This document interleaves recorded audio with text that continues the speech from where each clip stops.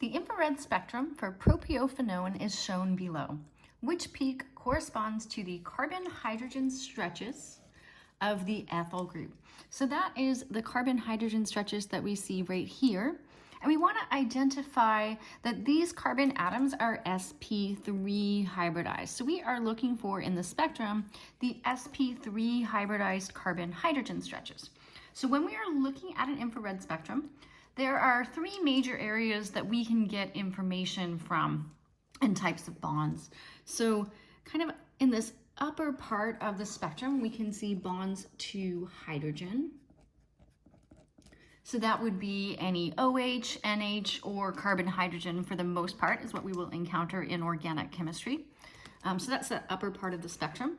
The next thing we will see just above 2000, kind of in this range around 2100, 2200, somewhere in there is around where we will see triple bonds. And finally, in this lower region here, in about this general area is where we will see double bonds.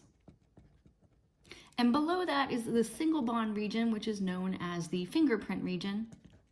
And as you can see, it's really complex, and so we don't analyze that by looking at it. That would be something that the IR instrument itself, if it had a library function or something, could look at that very well. So here is our bonds to hydrogen region. So it's going to be one of these two sets of peaks that would be those sp3 carbon-hydrogen stretches. So what we need to know is that right about at 3000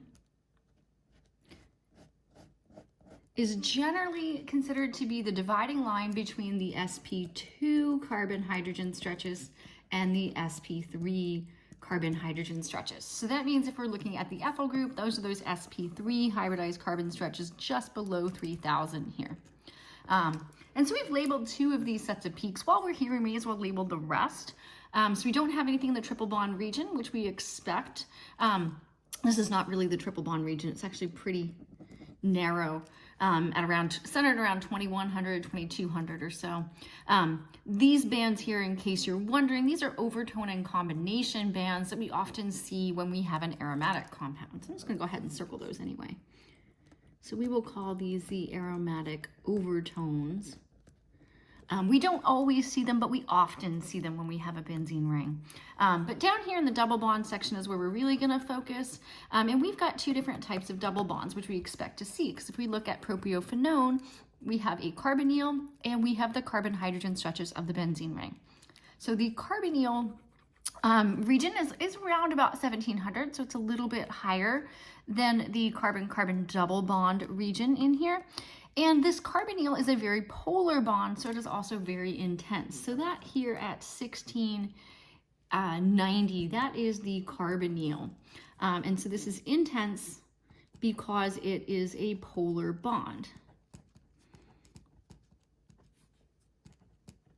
So the more polar a bond is, the more intensely it shows up in the infrared spectrum.